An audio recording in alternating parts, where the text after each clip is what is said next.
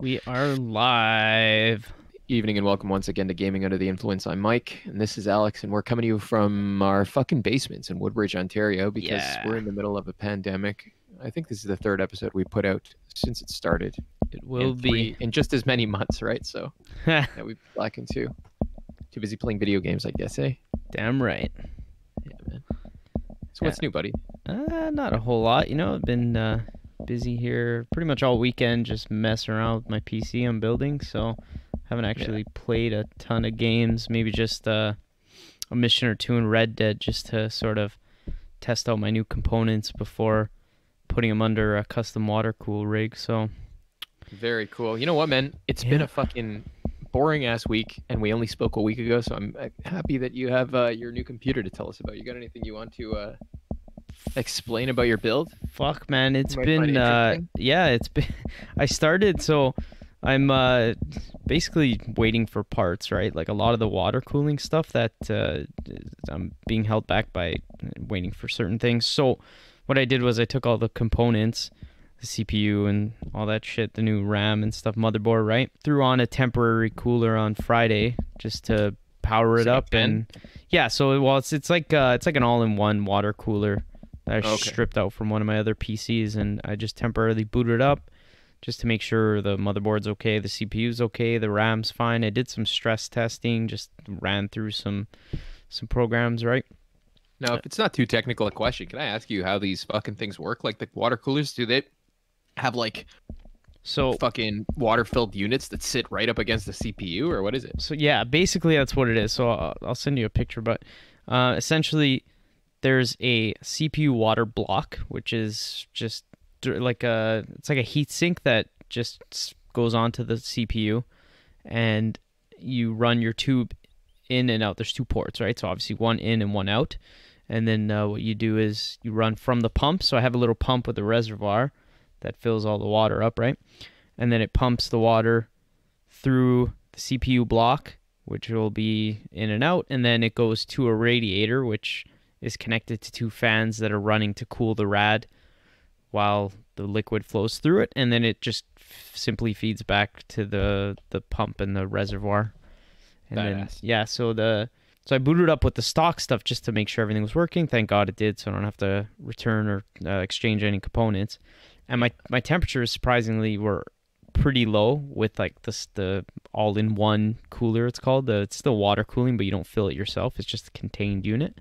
Yes. You usually have to fill them yourself, you're saying? Well, no, the ones that I took off the other computer are just, these are self-contained, like you don't have to fill it with your own liquid. It's just like some kind of glycol or some kind of liquid in there that doesn't need to be, you don't have to do anything. You just plug her in and go. It has the fans and the rad same way, but the liquid doesn't come out. You don't change it. It just is its thing. Sounds like a much better setup. Yeah, it essentially fucking spewing fluids all over the inside of your computer. It definitely is.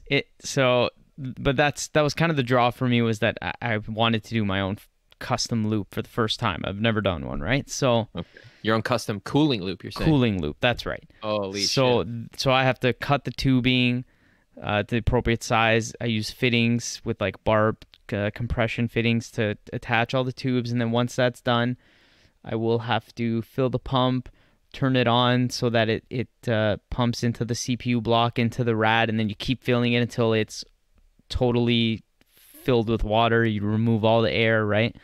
And then I have to test that for, they recommend 24 hours just to make sure there's no leaks, because it could fry your fucking system. And make sure all the air bubbles are out. And then once that's all done, then fire it on and see how it goes. And it's supposed to be a lot more efficient because you're spending more money on a better pump with lots more liquid than the all-in-one thing. That's the all-in-ones are great, and they were great for someone like me originally when I just wanted, easy water cooling without any of the hassle. But now I want to do more, right? I understand. Yeah, sure. It's a lot of work. I didn't even know you could do such a thing. Oh yeah, I've spent hours just from Saturday to Sunday just hooking up temporarily to run stress tests, because like once I do the custom loop and then fill it, let's say then I booted it on and like my RAM was defective or something, I have to like, or not RAM, because RAM you can just take out, but let's say like the CPU or something was defective, then you have to like drain the loop, pull the CPU off, and then redo it all when you get the new one. So I did it the right way, which involves a lot more work, but it'll be worth it. Good, man. At least I know everything is gonna run smoothly once, barring any disasters or leaks, hopefully. But maybe I could put my plumbing skills to use and not fuck this up. So we'll see. That's actually a badass story in any case. Yeah, it's cool shit. It's been taking up a lot of my time, and that's why I haven't really played much. And the only I did a few missions just to like test out the PC and everything. I already have it mostly dismantled now, waiting for parts. Very cool, man. Yeah. I'll send Where did you get them from? I got them from mostly Canada Computers and a couple things from Amazon, and then a couple of things I had to order straight from Corsair. Oh, cool. Because they didn't have them in stock around here, so waiting on. I noticed that a lot of companies that previously weren't as reliable for e-commerce have now like severely stepped it up. It feels like. Yeah. I guess they have to, right? Yeah. Canada Post is still dog shit though, but that's another story. Yeah, Canada Post is still dog shit. That's true. I mean, during this whole, pandemic and everything, typically they're okay. I don't know. Yeah, typically it's not bad, but anyways, that's pretty cool, man. Fuck, nice detour into the world of PC construction with Alex, our resident expert in the subject matter. I actually wanted to say too that part of I know we were gonna bring it up, the whole next gen kind of losing hype on that, the interest kind of waning on me, is because like Sony's gonna show us their box and we know what Xbox is, but like I'm just focused on my fucking machine. And this brings me enough hardware excitement than I can handle, so I need to see some games. I feel you, man. I do too. Yeah, it's about time, really. I mean, at least if you expect people to be excited, that's the thing, right? Like you can't say, well, here's a PS5 and then here's FIFA 21. It's also on the PS4. Like, ooh, and like, really shit game anyway. But it's not exciting, right? Yeah. All right. Yeah. Well, I guess,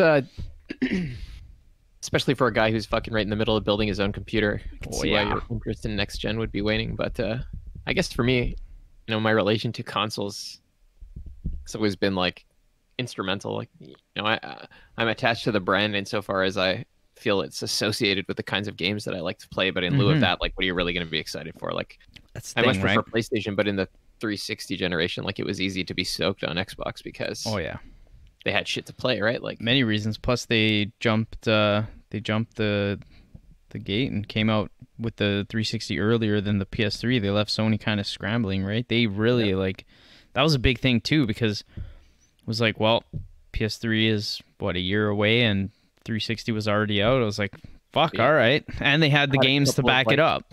That's right. Yeah, that was Gears. They had Dead Rising going on at that point already, which was widely discussed at that point. PS3 had I don't know, they had like Resistance. It was a good game, but it wasn't anything really. They stumbled out of the gate, but like, I mean, at the end of the day, most consoles though, like, wouldn't you say, what do you expect, right? Like, yeah, I think things have only gotten better in the sense that there's more of like a cross-gen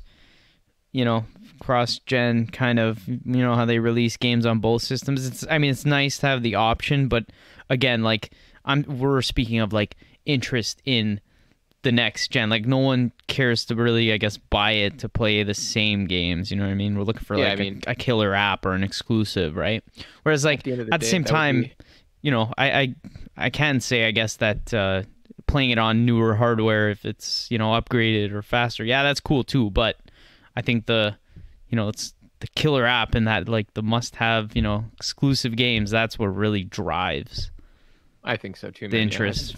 It's necessary if you want people to adopt a new platform. Yeah, or else they'll do what I'm anticipating is going to happen now, and I'm probably not going to get a PS5 at launch. Maybe. I mean, we also don't know because Sony's been kind of keeping things close to the chest. So. Yeah, I'm not going to buy one. There's nothing to play on it. I don't know. Yeah, like if they said like Demon's Soul Remastered was a launch day game and that was a thing, then you would buy one and I would buy one too. But that is yet to be seen. I mean, maybe if, I don't know. I really can't see just buying it for the sake of it unless I'm worried that there's not going to be enough or something like that, right? Like. Yeah, that's true. If it's going to be limited, then it might be an idea just to pick it up, just to have it on standby. But I mean, I like definitely, even just, not just buying things for their own sake. Like, instrumental to the kinds of shit that you can enjoy on it, right? At the end of the day. That's true. So I hope that, at this stage, I mean, I don't want to sound like I'm saying, well, fuck, they haven't been showing us like the people in M4G enough shit to get excited about. I mean to say rather like, who gets excited about fucking hardware without software at the end of the day? That's anyways, yeah, right? exactly. That's the thing, and we still don't know what Sony is really cooking up at this point. So I prefer that like cold, calculated fucking, that Cerny presentation where they just describe hardware than some kind of like hype machine. yeah, The most powerful box in the world, in the universe, even. Power of the cloud. What happened to that? Do you remember those days when the Xbox One came out and they were touting this fucking touting their fucking the power of the cloud, the internet will enhance your games. Crackdown 3. Oh my god. And how it would be the best game ever. How embarrassing did that turn out for them? Yeah, that was super embarrassing, wasn't it? Yeah. I really shit the bed on that one. Mediocre game. I never played it even, but Mm-hmm. I feel like those poor fucks this whole gen, they didn't really have anything that looking back now. Yeah, like Sony with the PS3, Microsoft stumbled out of the gate with the Xbox One, and then they flip-flopped, and there was a lot of remember they were fucking marketing that feature, that like split screen thing where you could watch TV and play your games on another screen, like picture in picture, like we haven't ever seen this before. And then they took the feature out to improve their UI, which is still garbage, and it still runs slow, right? Play a video game whilst watching TV on the That's same what I mean. screen. Like, is that what you're the describing fuck? to me for real? And who do you That know can't be. will watch the TV on a small screen while you play on another smaller, picture in picture on the same TV? Like, what the fuck? That like marginally poor demographic who has enough money for an Xbox but not for another shitty TV to play it on, I guess. It's just funny shit, man. I don't know. I wonder how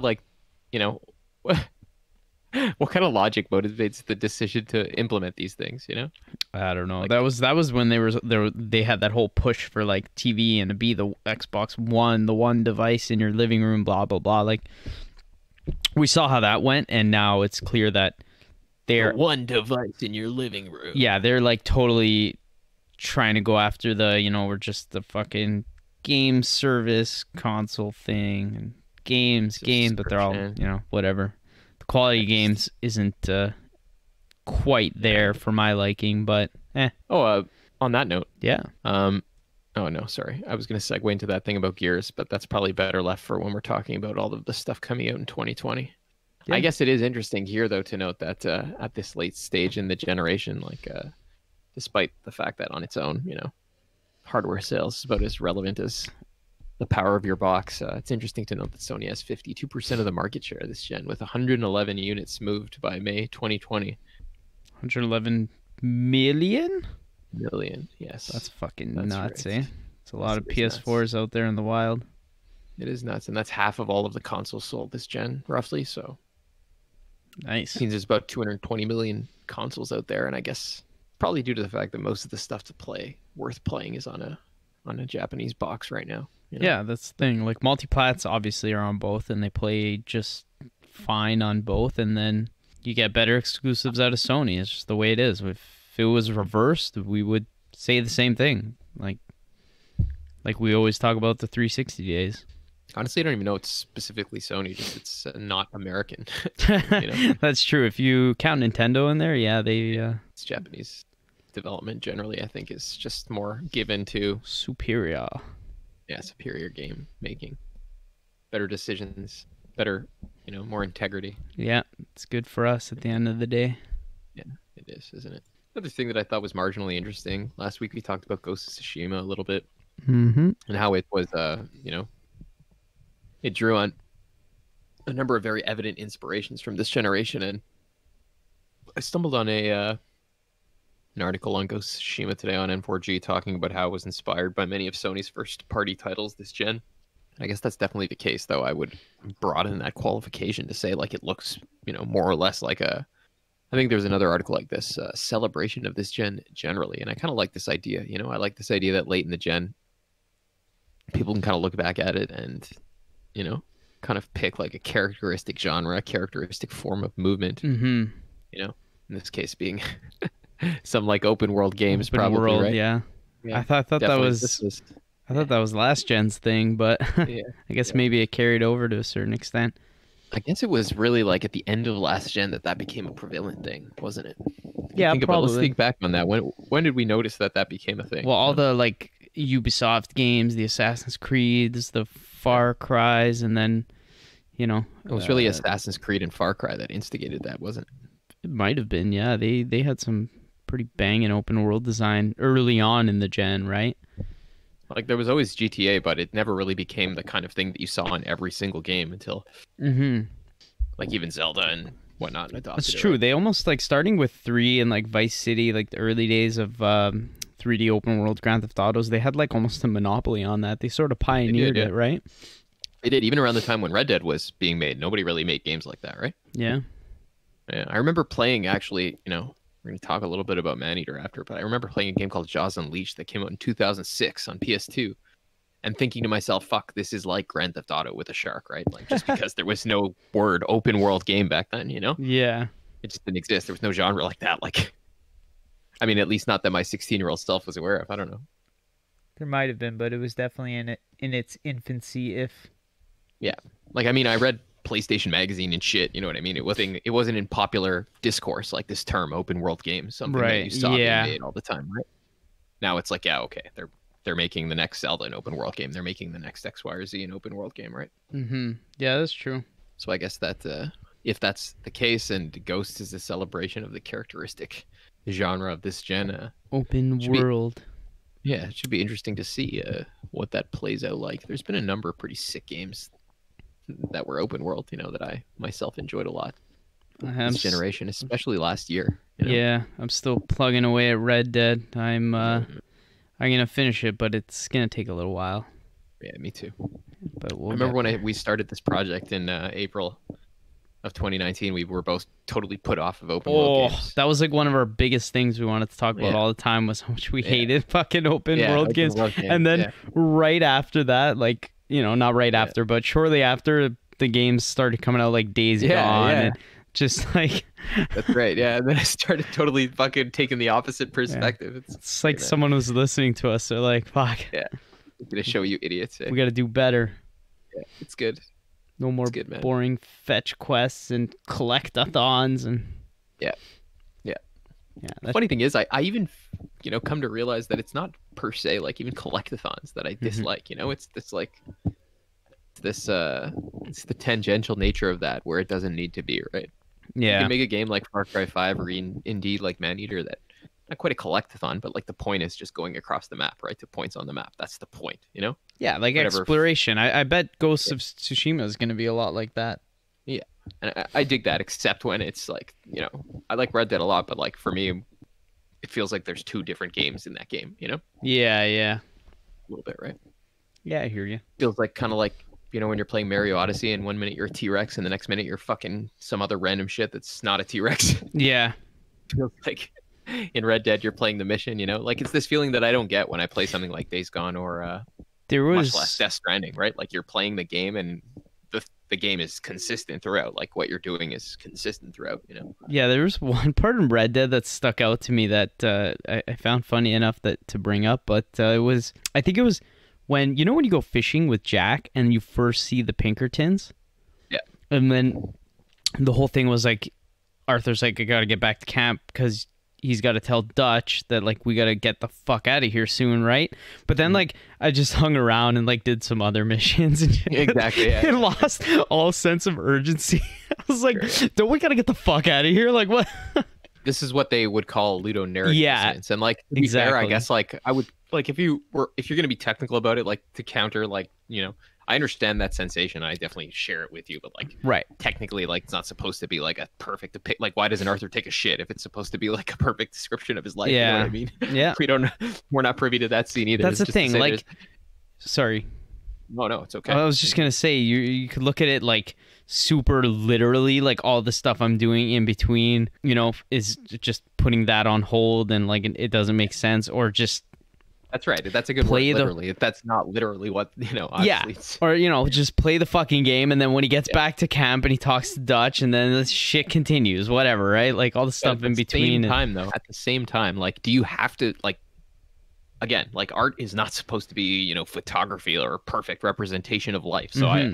I think there's room in a video game or any narrative indeed to not have like perfect temporal succession or some shit like that. Like really, that's who gives a shit about that? You know, you can play Yeah. even a game like Dark Souls is clever in that the very last level, you know, fucking space and time are crashing into each other, right? Like Yeah. I almost feel like they were like, you know, because in number 2, people complain that there's this one infamous level where you go up an elevator and you come up in a castle in the middle of a lake full of lava. People are God. like, what the fuck? How does that work, right? Yeah. And so at the end of Dark Souls 3, you know, the killing of the first flame there, like all of the worlds are wrapped into each other and shit, almost like they're trying to say, like, man, you know, fuck you, right? Like, Yeah. it's the triviality. The point is like what this is supposed to express, right? Like, but at the same time, you know, like, did they have to put themselves in that situation where they have a fucking, right? Like, you could easily get around those kinds of things. Similarly, in Red Dead, like, you know, while it may not be like the be all end all, like, I feel like there is a better way, right, to go about those kinds of things, you know? Yeah, that's fair. I really think like Red Dead is a better game, but at the end of the day, games like Maneater or Death Stranding or Far Cry 5, like, they have a more holistic design philosophy, right? There's not these like janked up parts that are just fucking Frankenstein together. You know what I mean? They're almost like organs in the same body, like cooperating, and it feels more consistent, you know, especially a game like Death Stranding, man. There's only one thing you do in that game, you know, one or two things.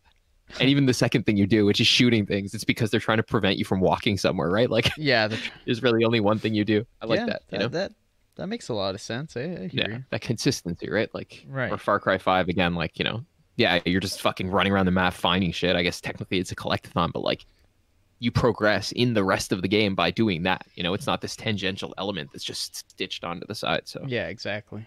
it's pretty cool. Like, more open world games could adopt that approach, you know? Like, and it may be hard, like, to you know, to like depict some traditional like cinematic narrative by these means, but it's just incentive to realize that, like, that's why this is not cinema, right? You're not fucking obliged to use those narrative formats, though. If Yeah. you do want to, like, Hideo Kojima has shown that obviously you still fucking can, right? Yeah, Like, there's it's still ways to possible. get it done for sure. But I don't think you have to, right? Like a game like Maneater or Dark Souls, even, or fucking what have you, those have shown that non-cinematic storytelling, like, it's perfectly at home in video games. Probably Yeah. especially at home in video games, right? I think it fits the medium very well. I mean, we've obviously talked about this to death with the, like, in terms of Souls games and stuff, but Yeah. it's goes without saying that the success of these games shows that, you know, Yeah, how I think so powerful too, that for can. sure. And the best part is that they're so hard and not accessible that despite that they're still so fucking popular, right? Yeah, for sure. But yeah. It's pretty cool that they gain a following. Like, I like going on the Reddit for Sekiro, right? Like, because every day there's a few people who are like, fucking after the 50th fucking try, I finally fucking X, Y, or Z. It feels so good. Like, It's yeah, hilarious. fuck yeah, man. Every day without fail, like a good 20 people, you know? Oh, posting yeah. some shit like that. They're like, my hands are shaking. Yeah, it's compare that to like an online multiplayer community like Call of Duty, where they're like, fuck, you guys are all a bunch of campers, bitches. Yeah, I know, Meanwhile, right? this is like a community of people actually enjoying, you know, sharing stuff and it's like, it's pretty, yeah. pretty rooting everybody it's on, pretty like, much a you know, giant circle jerk, eh? The Sekiro Reddit, everybody's just like, yeah, man, good for you. good shit. You could do it. Keep trying, man. Every once in a while, somebody's like, man, that's not a big deal. You're a bitch. And then everybody's like, fuck this guy. Fuck you, Leave him dude. alone. Yeah. It's good times. It's really funny. That's Yeah. pretty cool, though. So, and another interesting fucking thing is how, like, you know, a game like Death Stranding even manages, you know, via asymmetric multiplayer, or a game like Souls to incorporate, like, other conventions, like, typical to their gen, right? Like, Mhm. into their structure somehow, right? Yeah. And some people really like fucking PvP in Souls too. That's the other weird thing. It's not like Yeah, it's that's an true. insignificant element of the game. Like, some people, that's their main dig, you know. And I think Ring City, like the last DLC for number 3, had a fucking PvP specific zone inserted into it. Oh, really? If I'm not mistaken. Yeah, a place specifically where people could go in PvP, and there was some sort of matchmaking or some shit like that. That's true. I never really take that into consideration because I'm not interested in it, but there Yeah, I'm not are either. loads of people who are. Yeah, it's So- a totally different beast too. Oh, Totally yeah. different beast. Yeah, Definitely. totally different thing. It's fucked, actually. It's probably so much more difficult even than than the actual God. game. I don't even want to know, honestly. Can hardly make it through the main game. You want to throw that at me? Fuck off. Yeah, it's probably crazy. Be interesting to if we ever fucking have the time, which dubious prospect, but we should do a playthrough of the Souls games, man. Like from I from would 1 to love 3. to, man. I would fucking love to. Yeah, it would be sick. That would make good content. We can start with Demon Souls Remastered on the PS5. Yeah, we can. I'm gonna keep talking about that game until it is either confirmed or I guess denied. But there has been just do it on the rumors, PS4 and let us play it. Like I could have. Yeah. And then every Souls game would be on PS4 to play. That would be pretty sick. True. You get Demon Souls, Dark Souls 1, 2, and 3, Bloodborne, Bloodborne, Sekiro. Their whole fucking catalog. They could release a big fancy box set for $300. Oh, I'd buy that. The From Soft collection. I bought the Dark Souls 3 collection. I bought Dark Souls 3 Fire of the First Flame. Or the fucking, the First Flame edition. I bought the Day 1 edition. It's fucking, man. How could you not have all those nice covers, Oh, I know. When I see them, I'm like, fuck, I gotta drop some cash on this shit, but I haven't yet. One day, maybe. Their artworks in my mind. I'm gonna fucking have them alphabetical on a shelf when I die and give them to my son. Yeah. Hopefully, he appreciates them and doesn't just sell it. Well, I did what I could. I'm fairly sure he will. Yeah, maybe. Yeah. Well, I mean, I guess I if don't not, I'll know, give them but to your son. It's okay. There you go.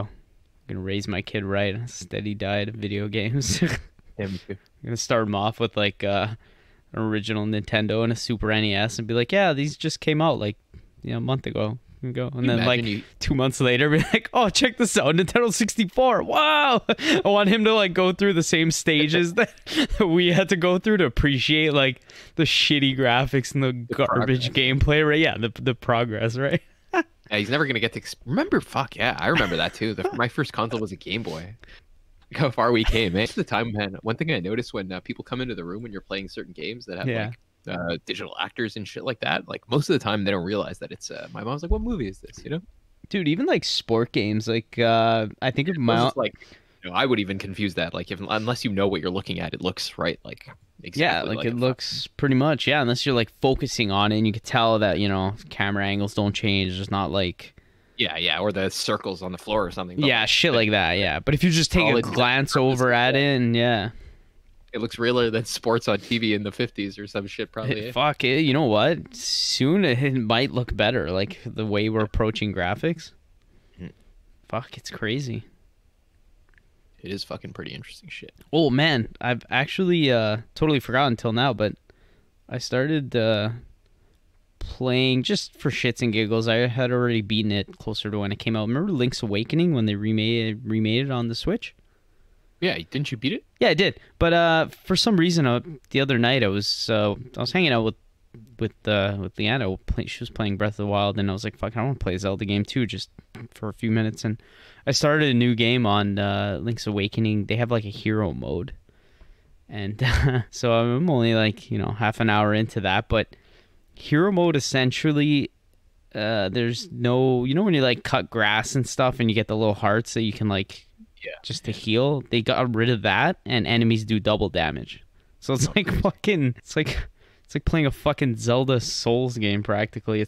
You gotta like always have your shield up. You can't take damage. You can't heal. Like man, it's funny. It's that you hardcore. Say that I'm watching Adriana play Breath of the Wild right now, and it's constantly evoking that in my mind. Like right? Thought, this is like what is Zelda Souls or something like that. Friggin' like the Lionel fights and the Guardians. Like it's all very daunting at first. Like you get fucked easily until you have to like really build up the gear and the and the skill and the knowledge to be able to take these things down. If you just go straight after them, you get fucked.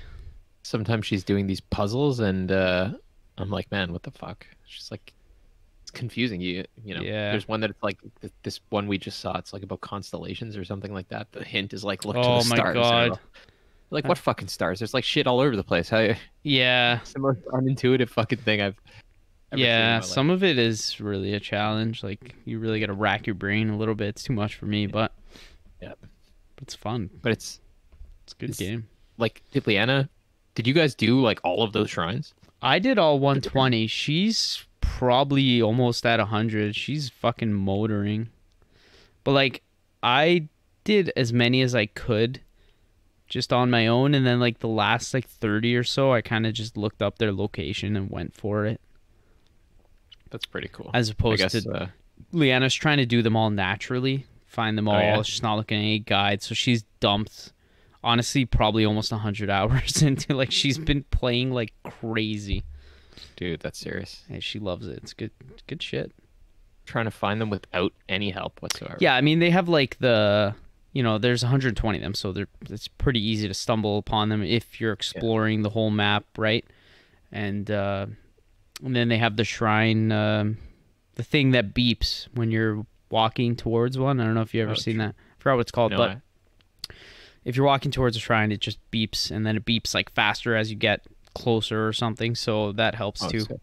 Yeah, but That's like even me, I was like, hey, fuck, I'll just find the rest with the book, and then clean them all up. I did all 120, and then I did all the DLC ones, I think, too. Fucking sick, man. Didn't you say there was like some other DLC too with like it was like really hard or something? Yeah, there's the Trial of the Sword, which is like the craziest thing ever. I don't even want to get into that one. There's a lot. There's a lot. What is it like? It's like, why is it the craziest thing ever? Well, there's 3 trials. There's the beginner, and then like the intermediate and advanced kind of thing, whatever, the final, whatever. Essentially they bring you to a place where they strip your gear, so you have nothing. Mm-hmm. And you have to go through floors, defeating every enemy on each floor. I think so. There's 3 of them, and they each have like fucking like 30 or something floors each. And if you die, you have to start from the beginning. So it's super fucking daunting. It's so challenging. Like, you don't have gear, so you take insane damage, and you have to basically like after you destroy, like kill all the enemies on each floor, you have to like run around and pick up as much food and like items, weapons as you can, and then every like 10 floors or something, you get to like a rest floor where you can cook food, and there's like other items you can sort of fucking build up an inventory of shit, because it strips you of everything before you go in, right? So it's just fucking hard. Like, and then like the last floor will have like a Lionel, and you only have what you've accumulated up until that point. Brutal, man. None of your like armor or anything to fucking soak up some damage, so if you get hit, you just fucking lose like all your hearts. It's so hard, and then it takes so much time, right? So like you can make it to like the second last or the last floor and be like an hour in, and then you die, and then you have to restart.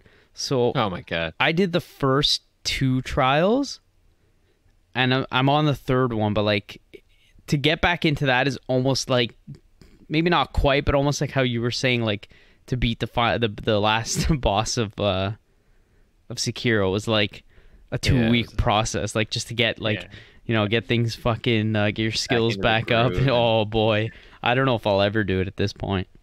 Sekiro? Oh well, that and the final trials of the sword. There's also you can do both, man. You can do both. I probably could if I really got in there and grinded, but. There's another cool one that you pick up this weapon called the One-Hit Obliterator. Yeah. And essentially what it is it one-shots everything, but you also die after 1 hit. Oh. And you have to go to a few areas on the map. This was not as... I like that, though. That sounds like a great Dark Souls build, man. Yeah, this was not as hard. It took me like a couple of good tries, because they would send you to like one area where all the, I forgot what they call it, the keys, the like flying bats, like a swarm of them would attack you, and so you get hit by one, you're dead, right? So you have to be pretty careful. Yeah, that was fun. That was like a fun little challenge that's like more doable than the Trial of the Sword, right? It didn't take as long. Yeah, that kind of like, I find that I don't mind redoing the same part over and over again, but the more that you insert tedium between trying again, it becomes fucking like, okay. Yeah, then it's like, fuck. Not really that pleasant, right? Like, there's no skill at that point when it's an hour-long contest to fucking not get your shit fucked, right? It's just, it's luck more than anything else, probably, right? Yep. So I don't know. I feel like most games would benefit from even something like Sekiro, man. I was tired at the end of redoing that like first stage of the fucking boss like 18 times. Like almost always, you know, do it perfectly until like you just fucking are tired of doing it and you just get sloppy and you die in one hit and you have to restart and you're just like, why Yeah, is then this at that necessary? point you have to stop, like, Yeah. or else Like, you're man, not gonna do it, proved I right? could do it like 1,000 times. Like, Yeah. let me get past this part, you know? Yeah, it would be nice if, like, after you, I mean, maybe it's against the whole thing of those games, but it'd be nice if, like, you know, you made it through the first phase and then you die, you just start at the second phase. I mean, at least when But- there's 5 phases. Fuck. Yeah, that's the thing, right? If it's 2, okay, maybe not, but yeah, if it's Yeah. 5, it's like, shit, man, give me a fucking Yeah. checkpoint. But I mean, that's, Yeah, a it's lot of not games Souls. are like that, those games are not. Yeah, those games are So- fine by being that way, I guess. Yeah. Right? You can't expect them to. But at the same time, fuck. You know, we're all human. Yeah, I don't want an easy mode. I just don't want to do tedium tedium. 50 times. Yeah. Fucking tedium. Yeah, so I might jam a little bit on Link's Awakening, just for fun. Like I said, I already beat it, but just to play around in hard mode a bit. And Red Dead, those have been my mainstays right now. I don't know what else. I guess we could recap. We were gonna recap 2020 a little bit. Yeah, I guess at the end of the day, after all that's said and done, it would be interesting to take a little bit of a look back at what's come out so far in 2020 from the halfway mark, right? It's already June. I can't believe it, probably because we spent the last 3 months Oh my inside. god, yeah, this year's flying. Yeah, past 3 months inside. Enjoying a number of delicious craft beers that are still being produced and Ontario grown cannabis that's still being distributed by the government. So Of course, that's pretty excellent. Yeah. Can't stop that train now. Lots of time for playing video games, even though a bunch of the ones I am about to mention I haven't actually finished myself, but the first one is probably Doom Eternal. I know you have a little bit of experience with this. I have none. Want to tell us a little bit about your thoughts on it? Yeah, you know what? Actually, firstly, yeah. let's take a quick look at its fucking reception. It is currently sitting at an 87 to 8 on Metacritic on all platforms, which is pretty sick. That sounds Doom Eternal. reasonable. I only played maybe like 5 or 6 hours, and to be honest, I kind of want to jump back in just because I feel like I played like a lot right when it came out, and then I just sort of dropped it. Not because I didn't like it, but just due to other reasons I can't remember. But it's more or less like the first Doom from 2016, right? It's fun, it's frantic, it's crazy, you know, just fucking running, jumping, shooting, and no reloads, just fucking hammering bullets and missiles and all kinds of shit. Yeah, I you know, those are the things I have heard about it constantly. The requirement for constant motion. Yeah. The addition of like something that was prevalent in the 2016 entry, but that I've heard they've augmented is now there's a number of different like active currencies to farm constantly from enemies. One for the chainsaw, one for this or that, and each is topically fucking relevant. Like how does that work? You know? To be honest, I hardly remember. All I remember is that I know when you do the finisher kills, it gives you more ammo, more of the stuff you need, there's right? Gas. There's I see. Yeah. Yeah, I there's think there's gas for the flamethrower, chainsaw. There's gas. Yeah, for there's a your, flamethrower. Yeah. Yeah. There's a few different ones, anyways, meant to deal with armor or whatever the fuck, respectively. And Yeah. from what I've read, they try to complicate the moment-to-moment frenetic shooting by adding this resource management, which sounds pretty cool. I also heard they added a lot of lore this time around. Yeah, I think what you're referring to is there's your health, obviously, there's the armor chips, and then of course a couple different types of ammo, and when you do those finisher kills, you can quickly farm more of that, right? As opposed to the drop rates would be higher for ammo and for other things, so it encourages you to sort of run around damaging enemies and then finishing them off with the what's it called? It's called, there's a name for it. Some kind of it's some kind of like showcase kill where they like fucking snap off their arm and beat them with it. Oh, I forgot the actual name for it, but they also added Glory Kill. Yeah, they also added a cool thing that's like I think it was called a blood punch, that like it's on a cooldown and you punch them and it makes like almost like an explosion, like does like area damage. It's like it was just a little cool thing they added that I thought was interesting to sort of augment your melee attack. But that's pretty sick. Yeah, the whole loop is supposed to be like, you know, the glory kills that are to farm more bullets and such, so you don't run out of, you know, even health and everything. So it's supposed to be this constant like you said, resource management, where your health's going down, your ammo's going down, then you couple glory kills and you build it back up. The swing is more it happens like faster. Can't figure out a better swing term back than and forth. I understand what you're saying. Yeah, you know, the short-term loop recurs more frequently, kind of, right? Yeah. They also added some very light like traversal mechanics, almost like an Uncharted, where you like climb walls and like jump to things. Like even like in Star Wars had a little bit of that in Jedi Fallen Order, just a little bit to break up the non-stop fucking action, right? Mm-hmm. So is it like freeform, or is it like you can climb this wall that looks like fucking whatever? You can pretty much climb this wall that looks like it's studded or whatever, and then you can jump and do like a fucking grab a bar and fling yourself up, like shit like that. Cool. Yeah, it's all right. Like I guess as an assessment of Doom Eternal from two people who barely played it, like just based though on people who very close on the opinion of two guys who closely observe the industry and other people's opinions. Like I'm pleased that they're making more games of this nature, right? Like I was always a fan of, in my youth I lumped this in with games like BioShock and Dishonored, like just narrative shooter games, or narrative first-person games. Like it's not an immersive sim after the fashion of games like that, but it's cool that still there are like shooter games made that are exercises in world building, right? Even something like Doom. Yeah, I feel like it has that.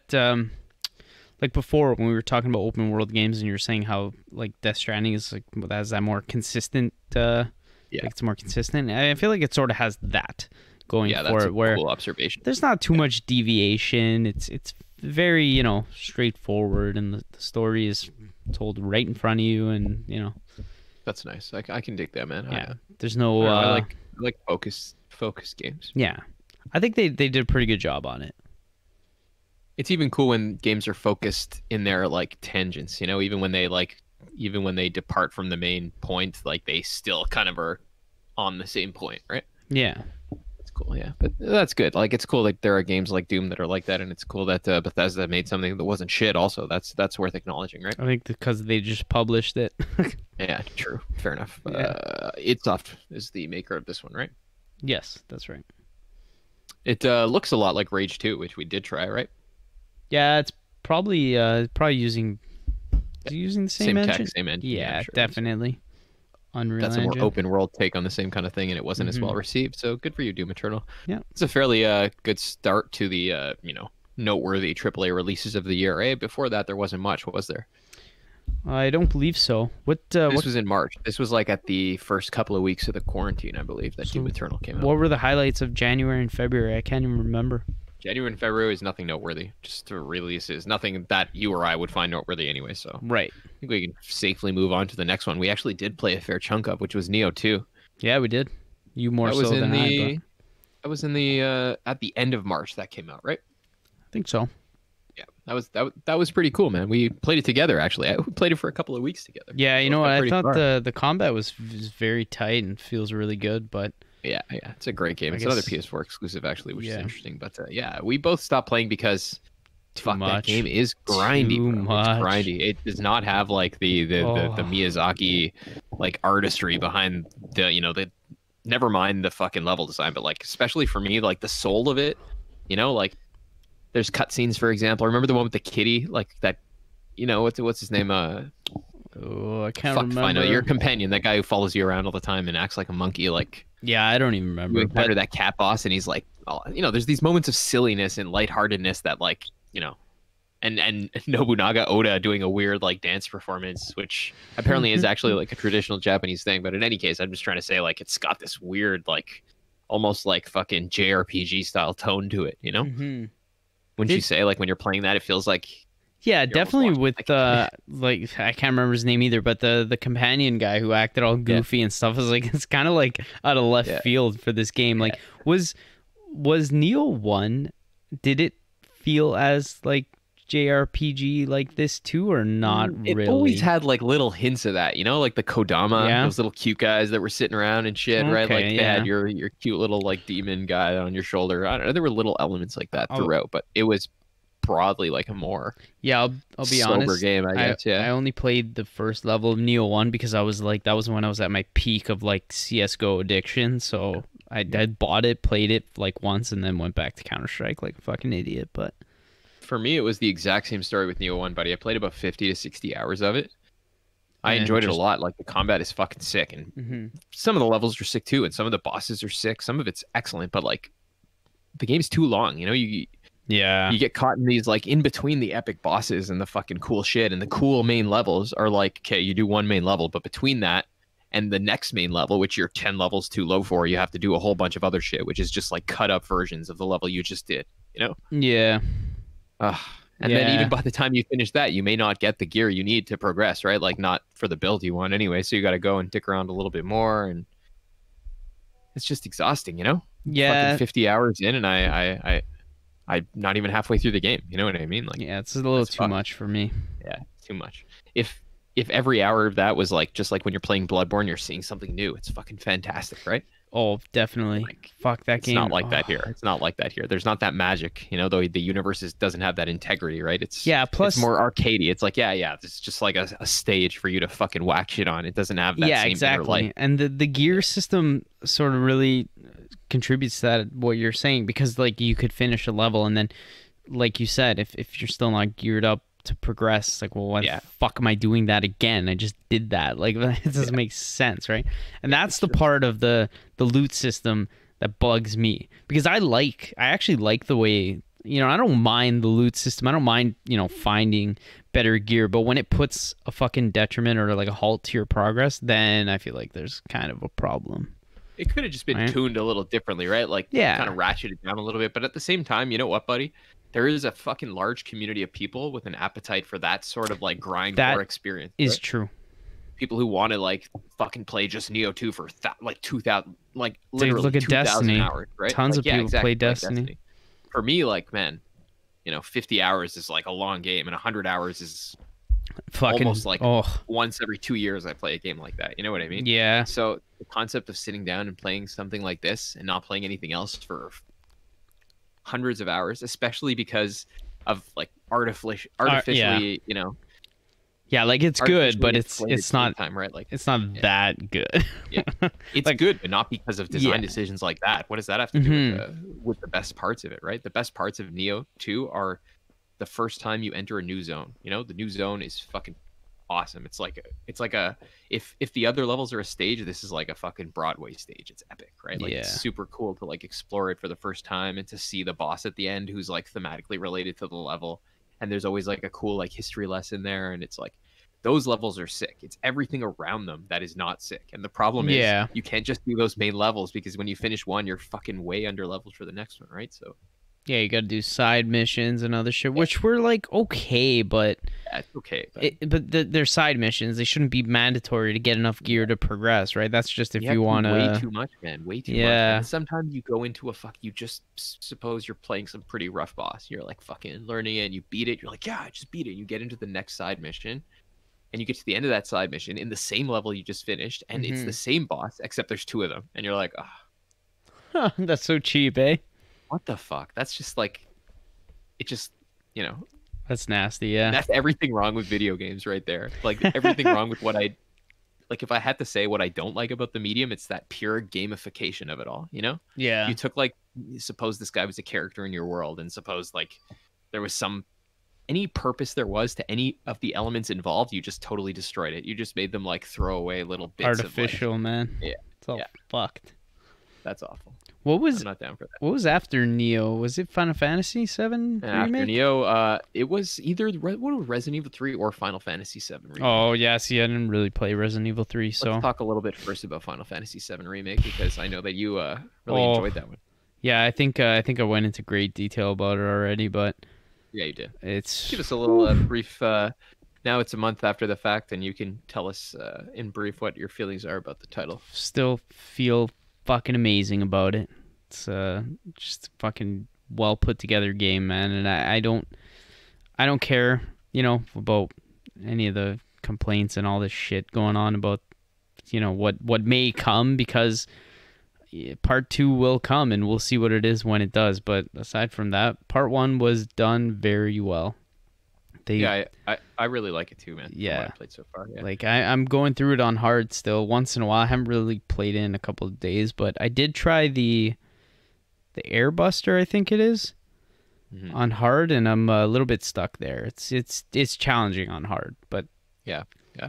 I heard that on Reddit too. yeah, but fuck, man, I don't even know what to say. What a game! Holy cow! It's very cool how they fleshed out Midgard into like almost like Yeah, even I'm trying to think of another game that takes place within in a cityscape, and Midgard's a perfect like setting for such a thing, right? yeah, Like even, a Deus Ex game almost, right? yeah, some of the even like the Avalanche characters, like they really fleshed them out too. They really gave like Jesse, Biggs, and Wedge. They really gave them a lot, a lot of screen time and a lot of insight to their backstories and their lives, right?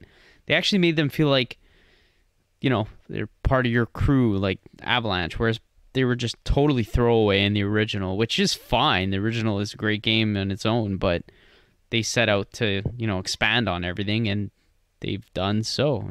And the characters are so likable. Like it's fucking. Yeah, I was gonna say, right, it's like excellent world building, like at the Yeah. big level, like in terms of themes and concepts, and like Sephiroth and like fucking Cloud and what they are, and yeah, fucking represent, like, that's all good Shinra shit. and all that shit.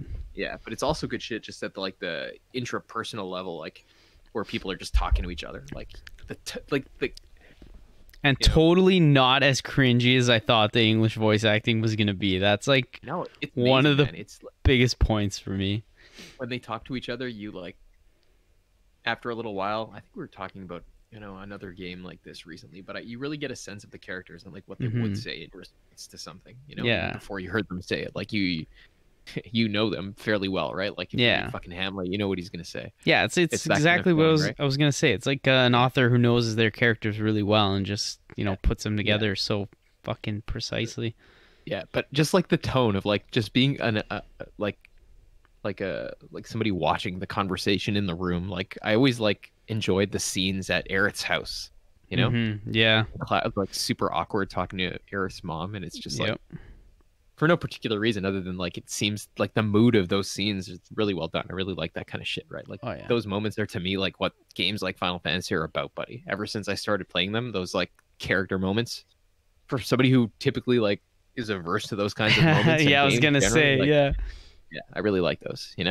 That's what JRPGs are for me. That's why I can't stand like Western versions of this. Like JRPG games, they're so idealistic in their depiction of characters. They're not at all like into contemporary issues or anyways. They're not at all Lowbrow like cynical drama. or like yeah. It's not like low concept. They're always like we're gonna depict like good people and bad people, and we're not gonna fucking be bothered by these relativistic concerns that so occupy modern man's consciousness in the West. But I do like that about Final Fantasy VII. If Yeah. there was one thing I didn't like that much, it would be that the dungeons are too long. Yep. Yeah. Yeah. I think we've both agreed on that one before. That's pretty much the only detractor there. I'm sure though they did that because they would have been fucking, they would have been lambasted for a 24-hour long Oh. Final Fantasy game, right? Yeah. I think I would have loved that, bro. That would have been amazing I think for me. I think in between that and what it is now, which is maybe like 40 or 35 hour, I think somewhere in between there would have been perfect. What it ended up being is still fine. Like I played more of that game than I think any other game this year. So even if some of the parts felt like it was dragging, that's still like a testament to how much I enjoyed the combat. I was like, this dungeon's a little bit too long and I don't care too much for it, but it's still fun to just play the loop, right? And For sure, yeah. see how everything unfolds. Like even if it's not the most interesting part of the game per se, like the second trip around to the sewers, I thought was like, I feel you. That's a good point. That's where I am right now. I didn't care about that dude or his fucking shit, but Yeah, me neither. I don't care at all. But I feel though like precisely because the actual fucking world building and conversations and everything else is so quality, like when I get into these moments where you go so long without that, I'm just like, what the fuck is you're this? like craving it afterwards. Yeah, it feels like it's a separate thing, right? Like I just want to get onto with the shit. So yeah, I could do without those dungeons, yeah. But other than that, I really like pretty much everything else, Mm-hmm. It's good shit, man. Definitely. But there is Resident Evil 3 Remake, which was also fucking people complained about it because it was short and they cut this or that kind of content. But luckily for me, I never played the first one, and even only playing about half of this one, it's you know, like number 2. It's fucking cool, man. I love Capcom. I love Resident Evil. I Yeah, don't know what see, else to say about that. I don't know about, like, okay, coming from someone who I haven't actually played Resident Evil 3, I don't think I played the original or this remake. I think, and I could totally be wrong, but I think part of the argument against this one is that maybe the quality wasn't up there with 2, like the remake of 2. So I mean, maybe I have heard that too, but like, what does that mean? I don't know substantively. I don't know. I'm just thinking that maybe some of the complaints came from that 2 was so good, the remake, that they did such a great job on it, and then 3 was like more of the same, but maybe people were expecting better. Like, I don't know. I guess I have to play it. Like, I can't really say without trying it myself, right? I feel like my barometer for judging quality of these kinds of things is just so fucking alien and different. I just don't see like what most people think of as good or bad. It feels like I don't care about any of that shit, frankly, at the end of the day. Like, is it fucking a cool game to play? Like, when you play it, like, you see shit and you like, this is an interesting world to inhabit. You see interesting forms and creatures and fucking the things you do are fun. Like, what else do you want? I don't know. Yeah. A good exercise in world building, right? Like, in Capcom games, especially Resident Evil, it's so fucking... Resident Evil is going to be like, man, I'm sure 100 years in the future, people are going to look back at, you know, things like Resident Evil as like these crazy... It already is kind of one of the most prolific games, like, in history, right? Yeah. But yeah, maybe even more so with the resurgence, you know, this gen of these remakes and everything. So, but I think like the cool thing about Resident Evil is that it's almost like a celebration of the conventions of that genre in and of itself. You know what I mean? Like the survival horror. I think more like that kind of zombie horror fucking shit. You know? Yeah. With like it's great. The goofy campiness and shit that you always refer to. Like... too. Yeah, and especially the Japanese campiness too, the Eastern flavored campiness. It's sick. I love it, man. Yeah, it is pretty dope. That's why it's super cool, and especially because like it grew up alongside Silent Hill too, so you could always compare them and be like, yeah, they're both fucking horror games. Yeah, I think scary, but like Resident Evil is like camp, and Silent Hill's fucking like Silent Hill is always shit, you know? more like grounded and psychological, yeah, and really like fucked up. Whereas Resident Evil is like fucked up, but also kind of goofy and.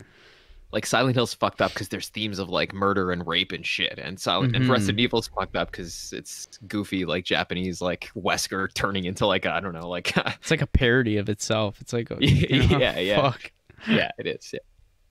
But it's good for that reason. There's this term I was just about to fucking there's this description I read of this novel that I'm reading right now, and this person says of this novel, you know, with this guy's fantastic materialism, he works towards decentralizing characters in this novel form in order to replace the character with genre itself, like with the conventions of that genre itself. And I guess if Resident Evil does anything to me, this is what it does. You know, it's literally just like its whole form is that fucking zombie fiction, right? Like it's like really pure in that regard. I like it a lot.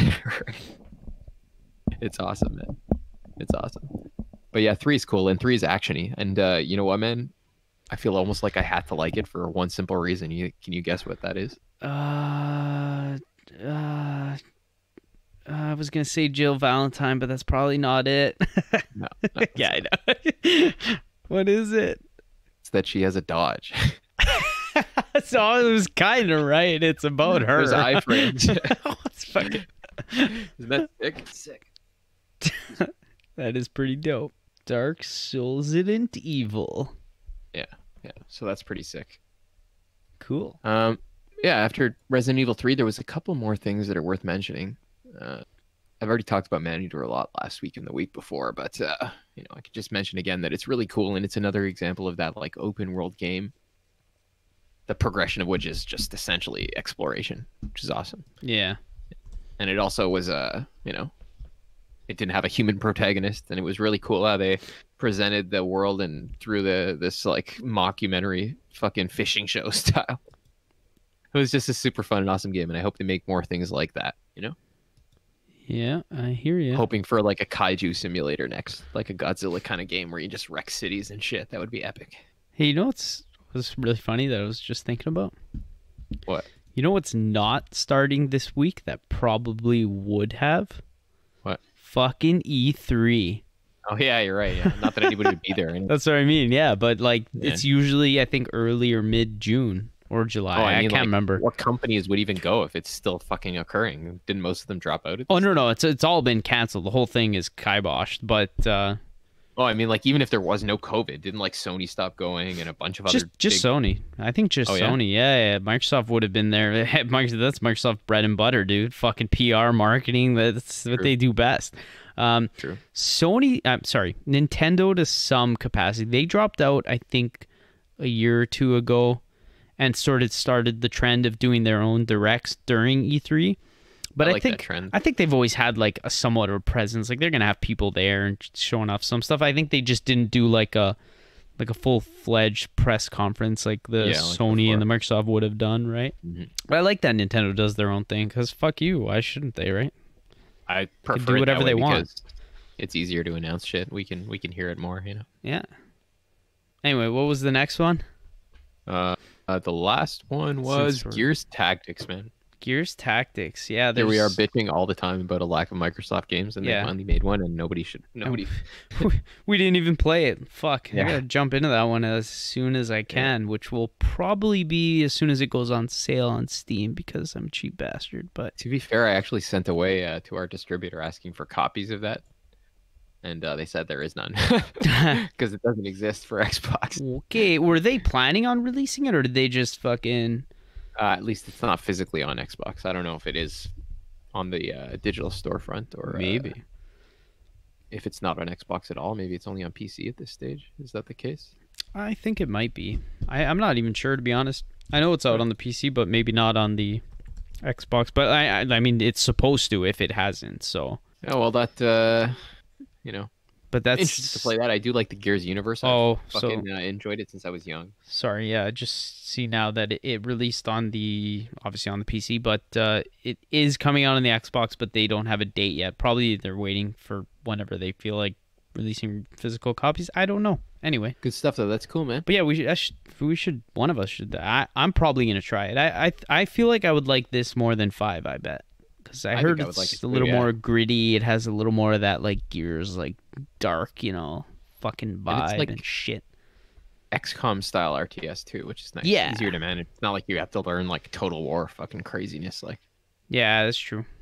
it's probably pretty easy to pick up and play. Yeah, I bet. Probably a bunch of difficulty options for whatever you Yeah. prefer. I think. Yeah, yeah. Cool stuff, man. Well, that's pretty good, man. Yeah. I guess so. That being fucking. Yeah, that's pretty much it for the first half of 2020. Yeah, we managed to stretch that pretty far. That pretty deflated week of information, eh? Yeah, I know, right? It's all Thank you all good. for fucking paying attention for duration of this. If you're still with us, can't believe it. Hope you had a couple of drinks just like we did in the meantime, and Yep. guess we'll be back next week with another one.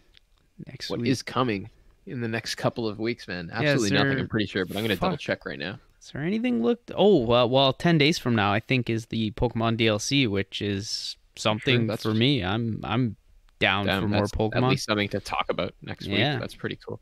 Yeah, I'm looking forward to Little that. Nightmares is coming to Stadia, bro. That's important shit right there. Oh man, gotta get my Destiny 2 Season 11. They gave up coming up with titles, apparently. Desperados 3. That might be okay. Yeah, I saw a video on that on YouTube, Yeah, me and too. they it seemed okay for that style of game. But what is it? It's Yeah. kind of like an XCOM thing too, or like a turn-based. I don't know. Yeah, we'll see. We'll see how that turns out. There is The Last of Us 2 coming, although I don't plan to play that at this time. Right, I will patiently wait. Yeah, maybe I'll play it if... I don't know. You know Not what? really. I'm gonna propose that if we do play it, either one of us, and hopefully we get a chance, but we should play it together. Sure, I'm down Just for that. fucking put it on easy and just fucking run through it. Fucking pull an Yeah. all-nighter or something. Just And honestly, though, it's not even like... If I was, like, stoked on The Last of Us, I would still play this, but, like, I didn't even finish the first one. Like, I just don't give a fuck. See, that's the crazy thing like, is I was totally stoked on 1 and 2, and now I'm kind of just not. So, I mean, at the end of the day, like, I am a fan of the first game, and I do want to play the second one, but given what we've heard, I have no problem, waiting to see Fucking yeah, man. how it That's sort of fair enough. pans out. Yeah, much like next gen, I'm okay with Yeah. waiting now. Yeah. See how things Honestly, go. fuck all that stupid garbage going on with that game. Like, I totally don't need any of that in my Even shit. But like, I can run through it anyways. Like, yeah. Again, if I was a big enough fan, like, you know, there's many things that I play full of shit that I would prefer is not there. Let's just put it that way. Yeah, right? but you know what's fucked too? I think like even like aside from the actual content and subject matter of the game that's been going around that seems really shitty, it's just all of the drama, regardless of what it is just so fucking exhausting to hear that it's just like I don't even want to fucking know about it. You know what I mean? Like aside from the actual point of the Man, I honestly just don't give a fuck what the hell is in it. I just object to this idea that I'm gonna fucking participate in what is essentially a diatribe for some political purpose. Yeah. You know, the man has made Yeah. it public that his fucking game is for that purpose, Mr. That's Druck Boy. very I've taken to calling him Druck Boy. Druck boy. He's not a Druck fair to man, he's say. a Druck Boy.